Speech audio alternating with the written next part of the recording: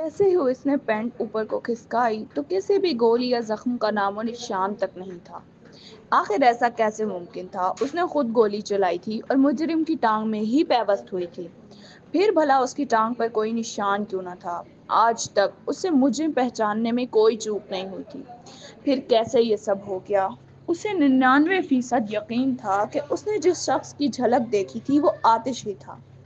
फिर भला ये कैसे मुमकिन था कि वो कोई और शख्स हो? अब आ गया यकीन, हो गई तसल्ली कि तुम जिसे ढूंढ रही थी वो मेजर आतिश नहीं है। इसलिए अब अपनी शक्ल गुम करो यहाँ से। यही ना हो कि इन पर इल्जाम लगाने का बुरा हाल कर दूं तुम्हारा।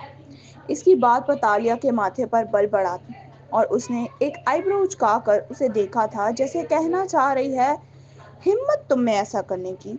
खैर सर, मैंने आपसे माजरत चाहती हूँ कि मैंने आपको तकलीफ दी। अब मैं चलती हूँ, मैं अभी भी मिशन पर हूँ।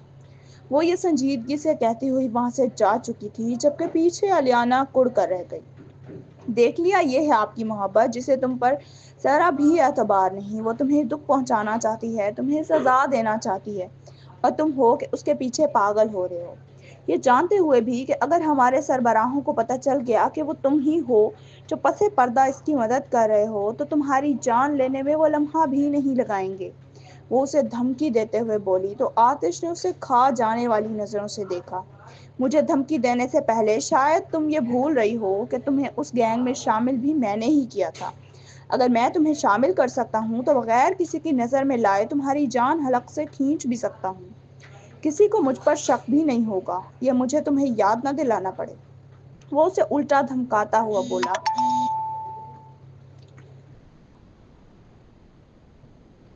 तो अलियाना उसे गुस्से से घूरने लगी। और रही बात तालिया की, तो वो अपना फर्ज सर अंजाम दे रही है और मैं अपना। लेकिन शायद तुम ये बात भूल रही हो कि तुम अक्ल से पैदल थी, जो मुझे अब तक उसकी मोहब्बत समझती रही, मगर दर हकीकत दिलावर इसकी मोहब्बत था। अब तक तुम मुझसे मोहब्बत का दम भरते थी, और अब जैसे ही सच का इल्म हुआ तो कैसे बाजी पलटी तुमने। मुझे छोड़कर दिलावर के पीछे भागने की तैयारी कर रही हो। मैं सब जानता हूँ, और मैं तुम्हें उसके लिए रोकूंगा भी नहीं, क्योंकि ये बात मेरे फायदे में है। जितनी जल्दी तुम दिलावर को तालिया से दूर करोगी, उतनी जल्दी मैं उसके करीब हो पाऊंगा। आतिश आसमान को जगमगाती हुई आंखों से देखता ख्वाब बुनते बोला तो अलियाना पैर पटक कर रह गई। तुम चाहे जो मर्जी कर लो आतिश, तुम्हारा पीछा तो मैं छोड़ चुकी हूँ, मगर दिलावर का पीछा मैं कभी किसी सूरत में नहीं छोड़ूंगी। मगर ये तुम्हारी गलत फहमी है कि तालिया तुम्हारे हिस्से में आएगी। उसे तुम्हारी जिंदगी से भी निकाल बाहर ना किया तो मेरा नाम भी अलियाना नहीं। अलियाना उसे देखकर शातराना अंदाज में सोचने लगी। दूसरी तरफ आतिश मन ही मन ये सोच रहा था कि वो कैसे दिलावर का काम तमाम करे, अलियाना के इल्म में लाए बगैर। दोनों ही एक दूसरे के खिलाफ साजिश कर रहे थे, इस बात से अनजान कि सबसे बेहतर कारसाज खुदा के सिवा कोई नहीं। वैसे आपस की बात है, तुम्हें तो वाकई गोली लगी थी ना, तो फिर तुम्हारी टांगों पर कोई निशान क्यों नहीं? अलियाना ने होश में आते ही आतिफ से सवाल किया था, जिस पर वो शातिराना अंदाज में मुस्कुरा दिया। वो ऐसे कि मैंने अपनी टांगों पर मास्क लगा लिया था, मतलब नकली मास्क की झली। मैं जानता था कि तालिया मुझे देख चुकी है, और वे यकीनन अपने शक को यकीन में बदलने जरूर आएगी, इसलिए मैंने ये सब किया। वो नीचे झुका और अपनी टांग से पैंट दोबारा ऊपर को खिसकाई और ऐन जख्म वाली जगह पर से मांस की झली उतारने लगा, जो कि उसने लगाई थी। इसके उतरते ही खून का धब्बा वाजे होता गया और जख्म नमूदार हुआ, जिसे देखकर अलियाना इसकी जहानत की दाद दिए बगैर ना रह पाई, जिसने अपना इतना बड़ा जुर्म लम्हों में छुपा लिया। जैसे ही उसे खबर मिली थी कि दिलावर को होश आ गया है, तो वो फौरन हॉस्पिटल भाग आई थी, लेकिन इसने वार्ड के अंदर कदम रखना जरूरी न समझा और बाहर से ही खिड़की से उसे निहारने लगी। ये देखकर आंखों को सुकून मिला था कि अब वो बिल्कुल ठीक है और होश में आ चुका है। उसके लिए यही काफी था, और वैसे भी दिलावर ने उसके साथ जो भी किया था, उसके लिए अभी वो उसे दिल से माफ नहीं कर पाई थी। इसलिए वो कोई भी झूठी मोहब्बत या मुस्कुराहट दिखाने का इरादा नहीं रखती थी। उसको अपने दिल की तसल्ली करते वो वापस घर जा चुकी थी, क्योंकि उसे अपने मिशन पर काम भी करना था। दिलावर को जब होश आया तो उसने तालिया को देखने की ख्वाहिश की थी, मगर सब ख्वाहिशें पूरी थोड़ी होती हैं। वैसे ही उसकी भी पूरी नहीं हुई। क्या वो उससे इतनी नफरत करने लगी थी कि उसको एक बार देखने भी नहीं आई? اس نے دل میں محسوس ہو کر سوچا، لیکن اس سب کی حالت کا ذمہ دار بھی تو وہی تھا۔ اس نے قدم قدم پر اسے نفرت سے نوازا تھا، پھر وہ کیسے اس کی نفرت کا جواب محبت سے دیتی؟ آخر وہ بھی تو انسان تھی، وہ بھی تھک چکی تھی۔ میرا بیٹا کیا سوچ رہا ہے؟ زہرا بیگم نے اس کے چہرے کو پیار سے ہاتھوں کے پیالے میں بھرتے ہوئے کہا تو اس نے نم آنکھوں سے اپنی ماں کو دیکھا تھا۔ بھلا بچہ اپنی ماں سے کب اپنا غم چھپاتا ہے جو وہ چھپا پاتا؟ ماما، کیا تالیہ کے دل میں میرے لیے اتنی نفرت پھیل گئی ہے کہ واپسی کا کوئی راستہ نہیں؟ کیا اب وہ مجھے دوبارہ ویسی نگاہ سے نہیں دیکھے گی جیسے پہلے دیکھتی تھی؟ اس نے دکھی دل سے پوچھا تھا۔ اپنے بیٹے کی معصومیت پر پیار آیا تھا، پہلے خود ہی اپنی محبت کو تکلیف دے کر پوچھ رہا تھا کہ وہ اسے دوبارہ پا لے گا یا نہیں۔ دوسری طرف آتش اپنا شکار ڈھونڈنے نکل پڑا تھا۔ اسے تالیہ سے پہلے اس مخبر کے پاس جانا تھا جس نے تالیہ کو ان کی موجودگی کی خبر دی تھی، اور اب وہ وہاں ٹھیک اسی جگہ موجود اپنے شکار کو دیکھ رہا تھا جس کی بدولت اس کی محبت نے اسے شک کی نگاہ سے دیکھا۔ رات کے اس پہر بھی وہ صرف اسی لیے یہاں آیا تھا کہ وہ اس کی محبت کے درمیان دراڑ ڈالنے والے کا اس زمین سے خاتمہ کر دے۔ اسی لیے وہ اپنے شکار پر نظریں گاڑے بیٹھا تھا۔ آتش کو بھی معلوم ہوا تھا کہ اس آدمی نے پھر سے اسے تالیہ کے ہاتھوں پکڑنے کے لیے جال بچھایا، لیکن اپنا یہ خواب پورا کرنے کے لیے زندہ بچے گا تو نہ۔ آتش نے اپنی نفرت بھری مخصوص مسکراہٹ کے ساتھ اسے دیکھا، جو اپنے آپ کو اپنے کام میں ایسا غرق کر بیٹھا تھا کہ آس پاس کا کوئی ہوش نہ تھا، جبکہ وہ یہ جانتا بھی نہیں تھا کہ ایسا کرنے سے وہ اپنی ہی موت کو دعوت دے رہا تھا۔ وہ تو بس تالیہ سے رابطہ کرنے کی کوشش کر رہا تھا، جو دلاور کو دیکھنے کے بعد اب گھر جا رہی تھی۔ وہ جانتا تھا کہ وہ ایک بے قصور اپنے وطن کے ساتھی کی جان لینے والا ہے، مگر وہ بے قصور کہاں تھا؟ اس نے تو آتش کی محبت اور آتش کے درمیان آ کر گناہ کبیرہ کیا۔ اس لیے وہ اور کچھ سمجھنا نہیں چاہتا تھا، وہ بس اتنا جانتا تھا کہ آج وہ اس کی موت بن کر آیا ہے۔ جیسے ہی اس شخص نے فون پر ہیلو کہا تو آتش نے اس کی گردن پر پاس پڑی لکڑی سے وار کیا تھا کہ وہ کرہتا ہوا فون زمین پر گرا گیا اور درد کے مارے بلبلا کر بدلا۔ میجر آتش، آپ یہاں؟ اور یہ کیا کیا آپ نے؟ مجھ پر وار کیوں کیا؟ وہ درد سے کراہتے اپنے زخم پر ہاتھ رکھتے خون روکتے بولا تو آتش کے تاثرات خوفناک ہو گئے اور وہ اس کے قریب پہنچ گیا۔ ایک تو اس پر حملہ کروانے کے بعد پوچھ رہا تھا اس نے کیا کیا تھا۔ یقیناً وہ اس کی سچائی سے واقف ہو چکا تھا، تبھی تالیہ کو بتانا چاہتا تھا۔ آگے بڑھتے آتش کا پاؤں اس کے فون پر آیا جو ٹوٹ کر کرچی کرچی ہو چکا تھا، اور تالیہ جو حالات سمجھنے کی کوششوں میں تھی، اس ساتھی کے منہ سے میجر آتش کا نام سن پھر چونک گئی، مگر اس سے پہلے کہ وہ اس سے کچھ پوچھتی فون کال کٹ چکی تھی اور وہ ہیلو ہیلو کرتی رہ گئی۔ آتش اس پر ایک اور وار کرنے لگا تو اس نے ڈاج دے کر آتش پر حملہ کرنے کی ناکام سی کوشش کی تھی، جس کو آتش نے اس کے پیٹ میں مکہ مار کر ناکام کر دیا۔ اس کے پیچھے آ کر اس کی گردن کو دبوچ لیا۔ ارے مجھ پر وار کرنے کی جرت کرے گا؟ اب تو بول۔ میں نے تو سوچا تھا کہ سامنے آؤں گا تو پہچان جائے گا مجھے، اس نے اپنی مخصوص انداز میں سرگوشی کرتے خطرناک لہجے میں کہا تو وہ دنگ رہ گیا۔ اے جی نات، اے ایگل! وہ اچک کر بولا۔ وہ اب کافی ڈر گیا تھا۔ موت کا ڈر نہیں تھا، بلکہ اپنے مقصد کو انجام تک نہ پہنچا پانے کا تھا۔ کاش وہ تالیہ کو یہ انفارمیشن کسی طرح دے سکتا کہ جنہیں وہ لوگ بے صبری سے ڈھونڈ رہے تھے وہ دشمن کوئی اور نہیں بلکہ انہی کے فوجیوں میں چھپا میجر آتش عرف ایگل تھا۔ واہ، کیا داشت تیز ہے تیری! لگتا ہے بادام بہت کھاتا ہے، مگر افسوس تیرا یہ دماغ کچھ زیادہ ہی چلنے لگا ہے جو تیرے حق میں تیری موت کو آواز دے بیٹھا۔ تیری یہ مجال کہ تو ایگل کو اپنے جال میں پھنسانے کے منصوبے بنانے لگا، اس لیے اب اس کی مدت ختم۔ وہ اس کی بندوق اسی کے ہاتھوں پکڑتا بولا، نہیں ایسا مت کرو، تم غلطی کر رہے ہو، اپنے ہی وطن سے غداری کر کے تم اپنی ہی آخرت خراب کر رہے ہو۔ ابھی بھی وقت ہے، نصیحت پکڑو اور چھوڑ دو سب۔ وہ بولتا بولا ایک دم جھٹکے سے اس کی ناک پر کوہنی رسید کرتے بولا کہ آتش کی ناک سے خون کی پھوار پھوٹ گئی اور وہ پیچھے کو گرا۔ یہی کافی تھا اس شخص کے لیے، اور وہ فوراً پیپر پر لکھنے لگا، میرا قاتل میجر ابھی اس نے اتنا ہی لکھا تھا کہ آتش کے اٹھنے کی آواز آئی اس نے وہ پیپر فٹافٹ ٹیبل کے پیچھے پھینکا تھا اور مڑا تھا کہ آتش اس کے قریب پہنچ چکا تھا اور اسے مزید بولنے کا موقع دیے بغیر آتش نے گولی چلا دی جو اس کی کھوپڑی کے آر پار ہو گئی، لیکن آتش اس کے چھوڑے ثبوت کو نہ دیکھ پایا۔ آتش نے اس کے بے جان وجود کو نفرت سے دیکھا اور وہیں گراتے ایک چیئر پر باندھتے اس چھوٹے جنگل میں بنے گھر کو آگ لگا کر نکلتا چلا گیا، جبکہ وہ گھر لمحوں میں آگ پکڑ چکا تھا، مگر وہ جانے سے پہلے یہ دیکھنا بھول گیا تھا کہ کوئی تو تھا وہاں جو وقت رہتے پہنچ گیا۔ جی ہاں، تالیہ فون پر گڑبڑ محسوس کرتے ہی وہ نمبر ٹریسنگ کے لیے بھیج چکی تھی ساتھیوں کو، اور اب وہ 15 منٹ میں یہاں موجود تھی۔ آگ بری طرح پھیل گئی تھی۔ وہ ٹانگ سے دروازہ توڑتی ہاتھ میں بندوق لیے اندر داخل ہوئی۔ اس کے ساتھی آگ بجھانے لگے تھے۔ اس نے فوراً اس نوجوان کو رسیوں سے آزاد کیا اور نیچے لٹایا اور اس کی سانسیں چیک کی جو بند ہو چکی تھیں۔ تالیہ نے ہاتھ کی مٹھی بھینج کر زمین پر ماری شدت سے۔ اسے آنے میں دیر ہو گئی تھی۔ اس نے اپنے اس شہید کی آنکھیں بند کی اور انا للہ و انا الیہ راجعون پڑھی اور دوسرے جوانوں کو اسے باہر لے جانے کا کہا۔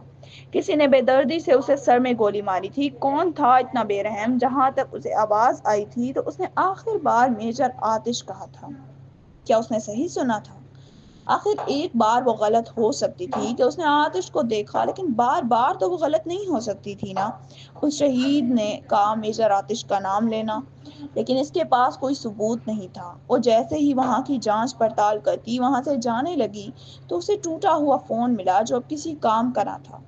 اس سے پہلے کہ وہ باہر نکلتی اس کے پیروں تلے ایک پرچی آئی جس پر کچھ خون اور وہ ادھورے لفظ لکھے تھے، میرا قاتل میجر شمس۔ اسے پڑھ کر اس کے دل کی دھڑکن ساخت ہو گئی تھی جیسے کبھی دھڑکا ہی نہ ہو دل۔ تو آخر یہ راز افشاں ہو ہی کیا تھا؟ تالیہ کا سر پھٹنے کی حد تک درد کر رہا تھا۔ اگر وہ جا کر اپنے سر کو یہ دکھاتی تو وہ یقین کبھی نہیں کرتے۔ ویسے بھی ان کے کیمپ میں 2 لوگ تھے جن کے نام میں پہلے آتا تھا، ایک آتش اور دوسرا شمشید جو ان کا لیفٹیننٹ تھا۔ ظاہر سی بات تھی کہ اگر وہ جا کر اس ثبوت کے طور پر دکھاتی تو اس کی بنا پر میجر آتش کی بجائے شمشید کو بلی کا بکرا بنا دیا جاتا۔ وہ بری طرح پھنسی تھی۔ یہ معاملہ جتنا آسان دکھتا تھا اتنا ہی الجھتا جا رہا تھا۔ اس شہید ساتھی کو کیمپ روانہ کرنے کے بعد وہ گھر کو نکلی تھی۔ اس کا دماغ بہت سی سوچوں کا آماجگا بنا ہوا تھا۔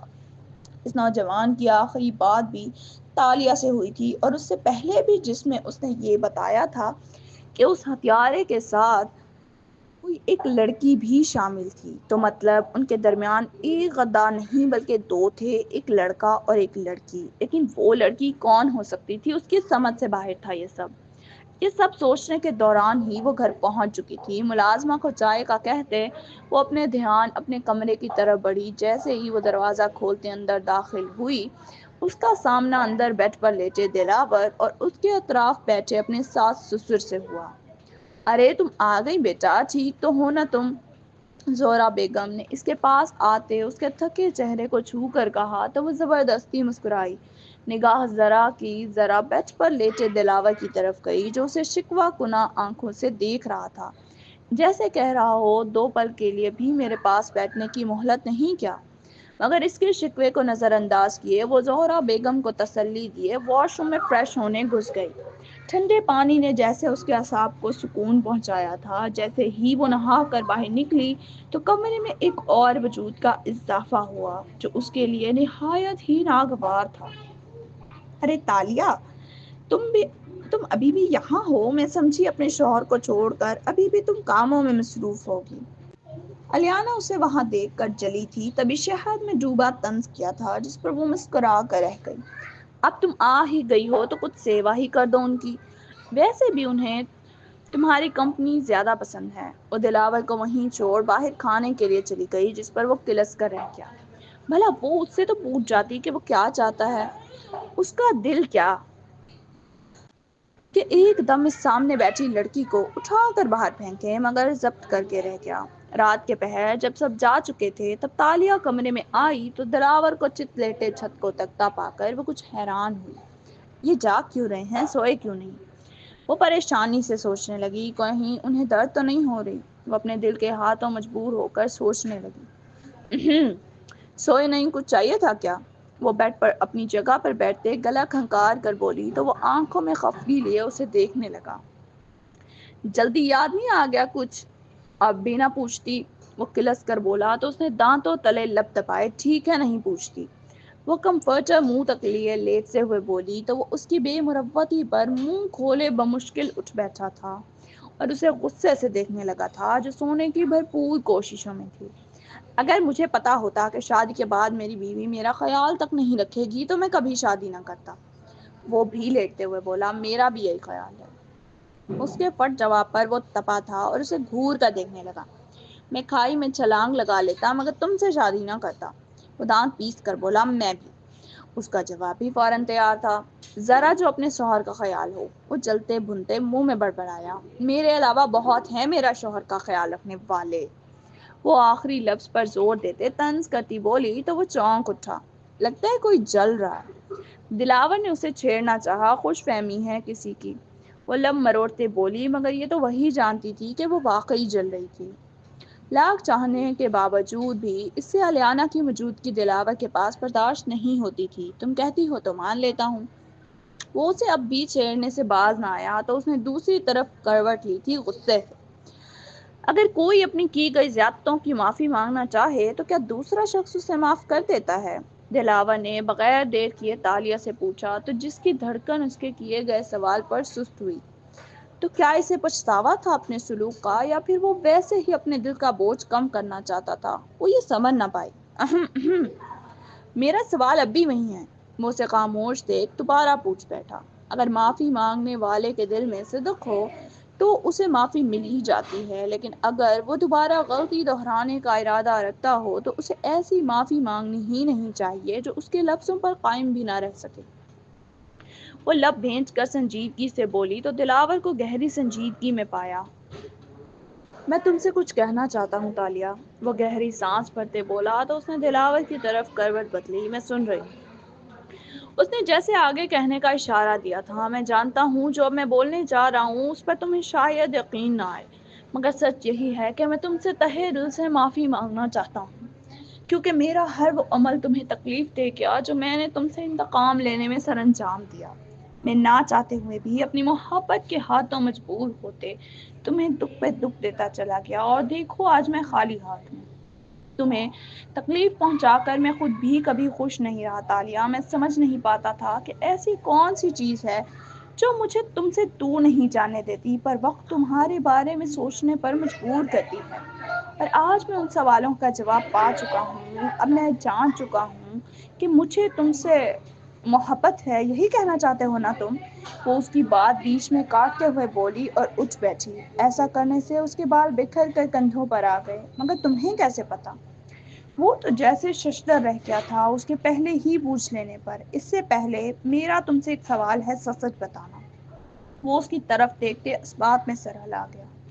تمہیں مجھ سے محبت حقیقت پتہ چلنے سے پہلے ہوئی یا بعد میں؟ اس کے اتنے صحیح انداز پر وہ دنگ رہ گیا تھا۔ تو کیا وہ جان گئی تھی کہ اس کی یادداشت لوٹ آئی ہے؟ میری بات سنو تالیہ، بے شک کہ مجھے بعد میں پتہ چلا، لیکن اصل میں محبت تو میں نے تم سے… مجھے کچھ نہیں سننا، مجھ سے محبت حقیقت پتہ چلنے کے بعد ہوئی ہے نا؟ وہ ہذیانی انداز میں بولی تو وہ بوکھلایا۔ تالیہ میری بات ہاں یا نہ؟ وہ زور سے چلائی تو وہ بھی ایک دم بولا ہاں، اور اس کے جواب پر جیسے ہر طرف خاموشی چھا گئی۔ میں جانتی تھی سب مرد مطلب پرست ہوتے ہیں، محبت کی بھی تو شک نگاہ سے تف ہے تمہارے اعتبار پر۔ وہ نم آنکھوں سے مٹھیاں بھینچتے بولی۔ تالیہ میری بات تو سنو، بے شک مجھے بعد میں پتہ چلا، مگر میں تم سے کبھی غافل نہیں رہا، خدا گواہ ہے اس بات کا۔ اس کا بازو جکڑتے اپنے قریب کرتے بولا تو وہ اس کے لمس پر تڑپ اٹھی۔ اپنی اس زبان سے اس پاک محبت کو مت لاؤ درمیان میں، کیونکہ مجھے تمہاری کسی بات پر یقین نہیں۔ دلاور صاحب جو کل تک الیانہ کی محبت کے گردان کرتا رہتا تھا، اچانک مجھ پر عاشق ہو گیا۔ بڑے فریبی چہرے ہیں تمہارے۔ وہ اسے سرخ آنکھوں سے دیکھتی طنز کرتی بولی تو وہ تڑپ گیا۔ میری جان اتنا بولو جتنا سہ بھی پاؤں، مت بھولو محبوب ہونے کے ساتھ شوہر بھی ہوں تمہارا، یہی نہ ہو ان لبوں کو قید کر کے ایک نئی آزمائش میں ڈال دوں تمہیں۔ وہ بغیر کسی جذبات و احساسات کو ظاہر کرتے سنجیدگی سے بولا۔ وہ جتنا اسے اپنی محبت سے آشنا کروا رہا تھا وہ اس کی توہین کرتی جا رہی تھی۔ ہاتھ تو لگا کے دکھاؤ، منہ تو دور کی بات ہے، اب تم ترس جاؤ گے لیکن میں تمہاری کوئی خواہش پوری نہیں کروں گی بلکہ جان لے لوں گی تمہاری۔ سمجھ کیا رکھا ہے تم نے مجھے؟ ہاں، زرخرید غلام ہوں کیا تمہاری؟ جب جی میں آیا اپنی اس محبوبہ کے جال میں آ کر مجھے تڑپا کر سسکا کر چلے گئے اور اب میری بے بسی کے مزے لینا چاہتے ہو؟ سوچ ہے تمہاری۔ اس کے کہنے کے ساتھ دلاور کے زخموں کی پرواہ کیے بغیر اسے پیچھے جھٹکا دیا تھا، جو اپنی جگہ سے 2 انچ ہلتا بیٹھ پر ڈھیر ہوا اور پھر تمسخرے سے اس کی آنکھوں میں دیکھا۔ میں میجر دلاور ہوں تالیہ، جو صرف اپنی سناتا ہے، کسی کی سنتا نہیں، اور جو چاہوں وہ کر کے رہتا ہوں۔ جیسے اب تمہیں اپنی محبت سے نوازوں گا، بے شک زبردستی ہی سہی، تمہیں خود میں قید کر کے رکھوں گا کہ تم مجبور ہو جاؤ گی مجھ پر اپنا تن من مارنے پر۔ اب کی بار اس کا لہجہ مخمور ہو چکا تھا کیونکہ اس کی نظریں تالیہ کے چہرے گردن سے پھسل کر اس کے سراپے کو اپنے حصار میں لیے ہوئے تھی۔ اس کا مغرور باروب لہجہ اور الفاظ اسے خفت غصے سے لال متغیر کر گئے۔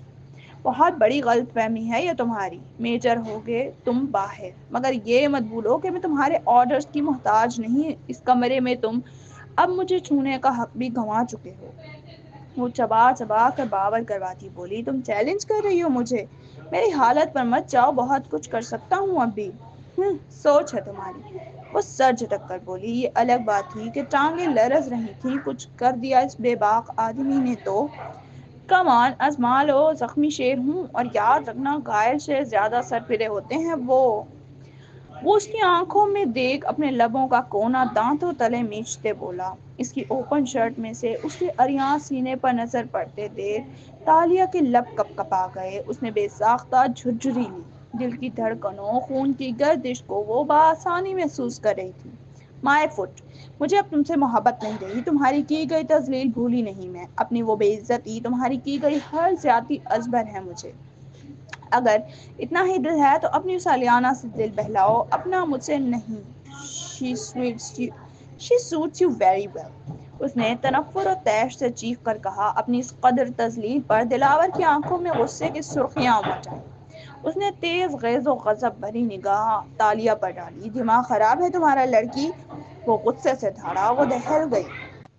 مگر جو اس کی ضرب تھی کیا اسے بھول سکتی تھی؟ اس کا دیا گیا ہر دکھ، بار بار الیانا کو اپنی محبت کہنا، اس کے ایک بار کہنے پر ہر بار تالیہ کو شک کے دائرے میں لا کھڑا کرنا، وہ کہاں بھول سکتی تھی؟ دماغ میرا نہیں تمہارا خراب ہے مسٹر دلاور۔ آخر تم سمجھتے کیا ہو خود کو؟ تمہاری جرت بھی کیسے ہوئی مجھ سے اظہار محبت کرنے کی؟ کوئی رستے گری چیز ہوں میں کیا جس سے جب دل چاہا دل بہلا لیا اور جب دل چاہا پھینک دیا؟ وہ حلق بل زخمی گرجی۔ یاد رکھو، ہوگی کسی زمانے میں تم میری محبت، مگر اب تم سے نفرت ہے مجھے۔ وہ نہیں جانتی تھی کہ اتنے مہینوں کا غبار ایسے نکلے گا لاوے کی صورت میں، جو اس کے لیے تو بالکل بھی اچھا ثابت نہیں ہونے والا تھا۔ وہ جانتی تھی۔ وہ غصے سے پاگل ہو اٹھا تھا اور ہوا میں ہاتھ اٹھایا، مگر بیچ میں ہی روک لیا اور اسے کھینچ کر قریب کیا۔ اس کے اس طرح کھینچ کر قریب کرنے پر اور ہاتھ ہوا میں اٹھانے پر وہ سر تاپا کانپ اٹھی۔ اس نے حیرت سے ایک ہاتھ کے فاصلے پر موجود اس کی جنونی آنکھوں میں دیکھا۔ وہ بپھرے تنفس سے اسے دیکھ رہا تھا، نظروں کے اس تصادم پہ جیسے آگ اور برف کا طوفان آپس میں ٹکرا کر تباہی مچا گیا ہو۔ تالیہ کا دل خوف و دہشت سے سینے کی دیواروں میں پھڑپڑاتا ہوا دھک دھک کر رہا تھا۔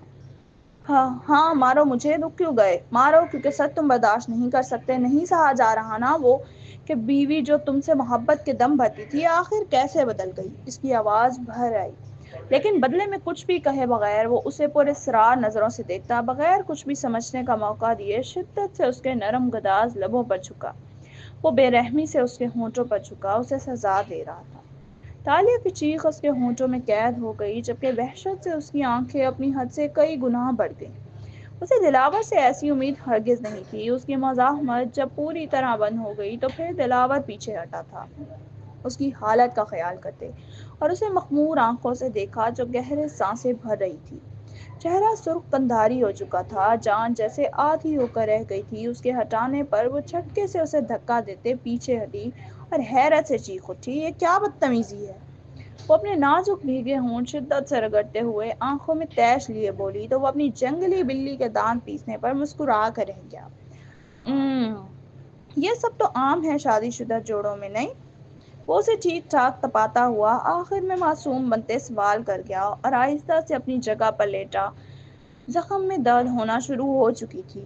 تم آئندہ میرے قریب آئے تو جان لے لوں گی۔ اس سے کچھ اور نہ بن پڑا تو چٹک کر بولی، اپنی خفت چھپانے کی ناکام سی کوشش کی شوق سے۔ وہ مزے سے آنکھیں مونتے ہوئے بولا تو وہ پیر پچکتی باہر چلی گئی۔ اس نے نظریں ترچھی کرتے دروازے کو دیکھا اور آنکھیں بند کر کے سونے کی کوشش کرنے لگا، کیونکہ وہ جانتا تھا کہ اس کے جاگتے ہوئے تالیہ اس کے پاس پچکنے کی جرات بھی نہیں کرے گی۔ رات دیر گئے اس کے سونے کا یقین کرتے وہ دبے پاؤں کمرے میں داخل ہوئی اور بیڈ پر بیٹھتے اس کی بند آنکھوں کے آگے ہاتھ لہرا کر دیکھا، جیسے جاننا چاہتی ہو کہ وہ واقعی سو گیا ہے یا ناٹک کر رہا ہے۔ مگر اس میں ذرا بھی لرزش نہ پا کر اس نے گہرا سانس بھرا اور ساتھ سونے کے لیے لیٹ گئی۔ جو بھی تھا، اسے دلاور سے اتنی بے باک حرکت کی امید نہیں تھی۔ کیا یہ واقعی بدل گیا ہے؟ اسے سب یاد آ گیا ہے؟ اس نے دل میں سوچا۔ آنکھیں یک ٹک اس کے خوبصورت چہرے کو نہار رہی تھیں۔ وہ چہرہ تھا جس پر وہ جان چھڑکنے کے لیے تیار تھی، اور شاید اب بھی، کیونکہ وہ اب بھی دلاور سے نفرت نہیں کر پائی تھی، اتنا کچھ ہو جانے کے بعد بھی۔ لیکن جو سب اس نے کیا تھا وہ بھلائے جانے کے قابل بھی تو نہیں تھا، مگر وہ اس حالت میں بھی اس کی فکر کرنا تو نہیں بھولتا تھا نا۔ اگر وہ زخم دینے والا ستمگر تھا تو مسیحائی بھی تو وہی کیا کرتا تھا۔ اس کا دماغ سوچ سوچ کر معاوف ہو چکا تھا اور تھک کر اس نے آنکھیں موند لیں۔ اب وہ صرف دلاور کے عملوں کا جائزہ لینا چاہتی تھی کہ آیا وہ جو بھی کر رہا ہے وہ سچ ہے یا صرف باتوں پر مبنی عشق کی کہانیاں۔ اس کی نیند میں جاتے ہی دلاور نے اس کی طرف کروٹ لی اور اسے اپنی آغوش میں لے لیا۔ صبح وہ سب ناشتے کی میز پر موجود تھے جب الیانا ایک بار پھر سے دندناتی ہوئی وہاں داخل ہوئی اور سب سے سلام کرتی دلاور کے ساتھ والی کرسی کھینچ کر بیٹھ چکی تھی۔ اس کو دیکھ کر تالیہ نے خام خواہ پہلو بدلا، جبکہ دلاور نے اپنی ہنسی ضبط کی تھی۔ تالیہ کے بگڑے تاثرات دیکھ گئی۔ کیسے ہو دلاور؟ اب طبیعت ٹھیک ہے؟ تالیہ نے خیال رکھا تمہارا اچھا سا؟ مصنوعی پریشانی سے بولی تو تالیہ دانت کچکچا کر رہ گئی۔ اسے زبردستی دو چار نوالے زہر مار کیے، مگر دلاور کو الیانا سے گفتگو میں مگن دیکھ وہ جل بھن کر رہ گئی۔ یہی شخص کل اس سے پیار کے دعوے کر رہا تھا اور اب کیسے اپنی ایکس سے باتیں بکا رہا تھا؟ پہلے تو اس نے بہت ضبط کرنے کی کوشش کی، کیونکہ اس سے یہ منظر ایک آنکھ نہیں بھا رہا تھا، مگر پھر جب برداشت جواب دے گئی تو اس نے ایک دم گلا کھنکارا، جس کی وجہ سے سب اس کی طرف متوجہ ہو گئے۔ بابا، میں آپ سے کچھ بات کرنا چاہتی ہوں، اکیلے میں، اگر آپ مناسب سمجھیں تو بات ضروری ہے۔ اس نے جبران صاحب کی آنکھوں میں آنکھیں ڈال کر سائڈ کی طرف اشارہ کرتے کہا تو وہ سمجھ گئے تھے کہ معاملہ کچھ حساس ہے، جب وہ سب کے سامنے نہیں کہہ سکتی، اس لیے اس کے کچھ کہنے اور کہنے سے پہلے ہی اٹھ کھڑے ہوئے۔ دلاور اور الیانا ان دونوں کو کھڑے ہوتے دیکھ چونکے۔ ایسی بھی کیا بات تھی جو وہ ان کے سامنے نہیں کر سکتی تھی؟ دونوں نے کے ہی ذہن میں یہ بات کھٹک رہی تھی، مگر اس سے پہلے کہ ان دونوں میں سے کوئی بولتا، تالیہ ان کو لے کر ان کے کمرے میں چلی گئی تھی۔ ان کے جاتے ہی ماہر دلاور کا پتہ دریافت کرنے اس کے پاس آیا اور الیانا کو دلاور کے پاس موجود پا کر اس نے آنکھوں ہی آنکھوں میں دلاور سے اس کے آنے کی وجہ دریافت کی، جس پر وہ سر جھٹک کر رہ گیا۔ اس پر ماہر کو سمجھنے میں ذرا بھی دیر نہ لگی کہ دلاور الیانا کو صرف برداشت ہی کر رہا ہے، مگر وہ ایسا کیوں کر رہا تھا یہ ماہر نہیں جانتا تھا۔ بھابھی کہاں ہے؟ نظر نہیں آ رہی؟ اس نے سلام کرتے عین تالیہ کے بارے میں پوچھا تھا، الیانا نظر انداز کرتے ہوئے، جس پر وہ اچھا خاصا جل بھن گئی تھی۔ وہ جیسے کوئی ضروری بات کرنے اندر گئی ہے، دلاور نے کندھے اچکاتے ہوئے کہا۔ ابھی وہ سب باتیں ہی کر رہے تھے کہ میرا بھی وہاں آ گئی تھی، گلاب کا بوکے پکڑے، وہ خود بھی ایک گلاب ہی لگ رہی تھی۔ کم از کم ماہر تو یہی سوچ رہا تھا۔ الیانا کو دیکھ کر اس کے ماتھے پر تیوری آئی۔ الیانا، تم یہاں کیا کر رہی ہو؟ اسے ہضم نہ ہوا تو آخر کار پوچھ ہی بیٹھی تھی۔ ارے بھائی، میں یہاں کیوں نہیں آ سکتی؟ آخر کو میں دلاور کی سالی ہوں اور ساری آدھی گھر والی بھی تو ہوتی ہے، اس نے ذو معنی انداز میں کہا تو میرا دانت کچکچا کر رہ گئی۔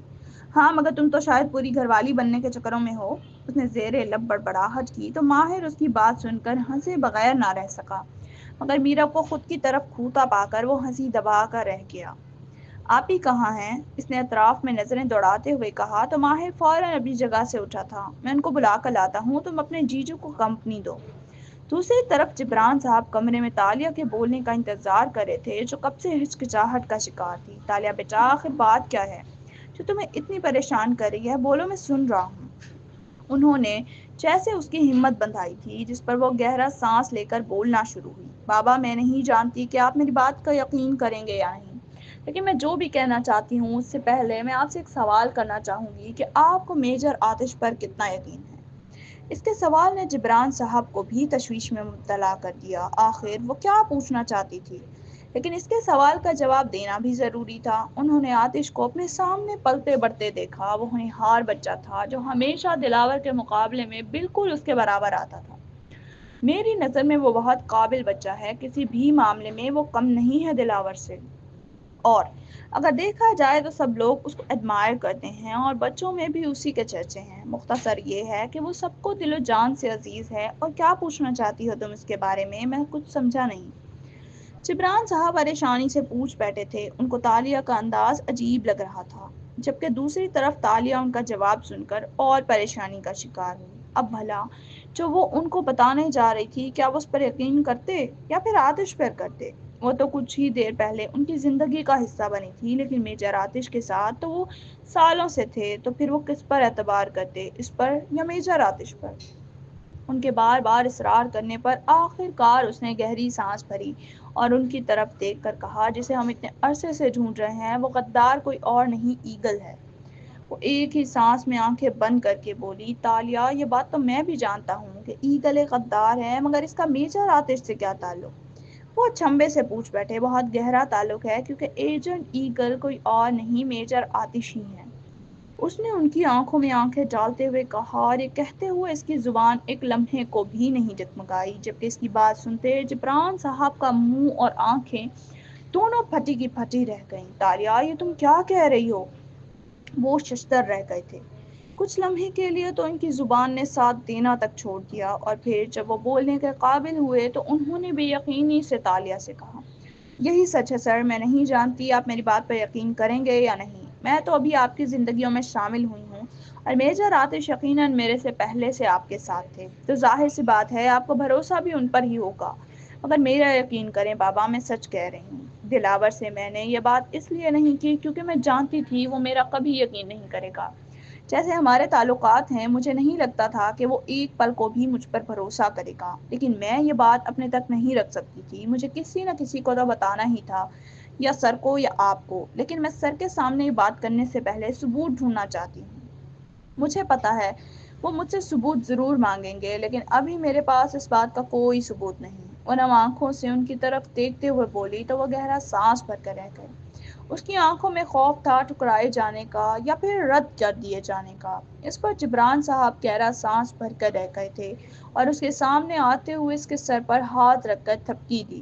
تالیہ، بے شک تم ہماری زندگیوں میں بعد میں داخل ہوئی، لیکن شاید تم یہ بھول رہی ہو کہ میں نے تمہیں صرف بیٹی کہا ہی نہیں، مانا بھی ہے۔ تو یقیناً میں اپنی بیٹی کی بات کو ایسے رائے گاہ نہیں جانے دوں گا۔ مجھے تم پر پورا دل و جان سے بھروسہ ہے، لیکن معاملہ جتنا سیدھا دکھ رہا ہے اتنا ہے نہیں، یہ بہت گمبھیر مسئلہ ہے۔ مجھے شروع سے جاننا ہے تمہیں کیوں کر لگا کہ وہ ایک غدار ہے۔ کیا تم نے ایسی کوئی بات دیکھی؟ کیونکہ جو بات تم کر رہی ہو اس کے لیے ہمیں ایک نہیں کئی ثبوتوں کی ضرورت ہے۔ بغیر دیکھے کوئی یقین نہیں کرے گا کہ آتش ایسا کر سکتا ہے، کیونکہ وہ آرمی میں سب سے زیادہ مقبول مانا جاتا ہے۔ اگر تم بغیر کسی ثبوت کے اس پر الزام لگاؤ گی تو وہ وہی الزام تم پر پلٹنے میں وقت نہیں لگائے گا، کیونکہ وہ چال پلٹنے میں ماہر مانا جاتا ہے۔ ان کے بھروسہ کرنے پر تالیہ نم آنکھوں سے مسکرا دی۔ اسے خوشی تھی کہ کوئی تو تھا جسے اس پر بھی یقین تھا۔ اس نے اپنی آنکھیں پونچھتے ہوئے شروع سے ان کو آگاہ کرنا شروع کیا تھا کہ کیسے اس نے آتش کی پہلی بار جھلک دیکھی اور اس کی ٹانگ پر فائر کیا، مگر جب وہ اس کے پاس کیمپ میں پہنچی تو اس کی ٹانگ پر کوئی نشان نہیں تھا، اور دوسری بار جب وہ اپنے ساتھی سے کال پر موجود تھی لیکن اس کے نام لینے سے پہلے ہی کیسے وہ اپنی جان گنوا بیٹھا، اور پھر آخر پر اس نے جبران صاحب کو وہ پرچی دکھائی جس پر اس کے ساتھی نے ثبوت چھوڑا۔ یہ دیکھ کر جبران صاحب بھی پریشان ہو چکے تھے۔ یہ سب دیکھنے کے بعد تو جبران صاحب کو بھی یقین ہو چکا تھا کہ آتش ہی وہ غدار ہے جو انہی میں چھپا بیٹھا ہے، مگر وہ یہ سب کیوں کر رہا تھا؟ کیا وہ کم عمری میں ہی اس راہ پر نکل پڑا تھا کہ اب اسے کوئی بھی پکڑ نہیں پا رہا تھا۔ اف، یہ کیا کیا اس لڑکے نے! لیکن ایک بات میری سمجھ میں نہیں آئی کہ اگر میجر آتش پر تم نے شک کیا اور ان کی تلاشی بھی لی، پھر بھی آتش خاموش کیوں رہا؟ اس نے تم سے کچھ کہا کیوں نہیں؟ وہ جانتا ہے کہ وہ تمہارے شک کے دائرے میں ہے، پھر بھی وہ تم پر کوئی وار نہیں کر رہا، نہ ہی تمہیں کوئی نقصان پہنچانے کی کوشش کر رہا ہے، حالانکہ جو بھی ایگل کے راستے میں آتا ہے وہ آج تک بچ نہیں پایا۔ تو پھر کیا وجہ ہے جو اب تک تم اس سے بچی ہوئی ہو؟ جبران صاحب نے تشویش سے کہا تھا۔ یہی بات تو تالیہ کی بھی سمجھ میں نہیں آ رہی تھی کہ اگر آتش ہی ایگل ہے تو وہ اس کو اتنا مارجن کیوں دے رہا تھا آخر؟ سر، بات صرف یہیں ختم نہیں ہوتی۔ ایگل اکیلا نہیں ہے جو ہم میں غدار ہے، کوئی اور بھی ہے جو اس کے ساتھ ملا ہوا ہے۔ اس کی بات پر جبران صاحب نے جھٹکے سے اس کی طرف دیکھا تھا۔ یہ کیا کہہ رہی تھی وہ؟ ایک نہیں بلکہ دو غدار تھے، وہ بھی ان میں، اور اب تک انہیں علم تک نہ ہو سکا۔ اور تالیہ کم عرصے میں ہی پہچان گئی۔ میری بچی، اتنا سب کچھ تم اکیلے برداشت کر رہی تھی، کسی سے کہا تک نہیں؟ انہوں نے اس کے سر پر پیار کرتے ہوئے کہا تو وہ مسکرا دی۔ اب تو عادت ہو گئی ہے سر، اب اس فیلڈ میں قدم رکھا ہے تو جی جان لگا دوں گی، مگر دشمنوں کو اپنے ملک کو نقصان پہنچانے نہیں دوں گی، اس نے ایک عزم سے کہا تھا جس پر جبران صاحب نے اسے شاباش دی تھی۔ تم جانتی ہو کہ وہ دوسرا شخص کون ہے؟ جبران صاحب نے اس کے سامنے والی کرسی پر بیٹھتے ہوئے پوچھا، جس پر وہ پرسوچ انداز میں دیوار کو دیکھنے لگی اور یک ٹک دیکھتے ہوئے بولی، سر وہ کوئی لڑکا نہیں بلکہ لڑکی ہے۔ یہ حیرت کا دوسرا جھٹکا تھا جو انہیں تالیہ سے ملا۔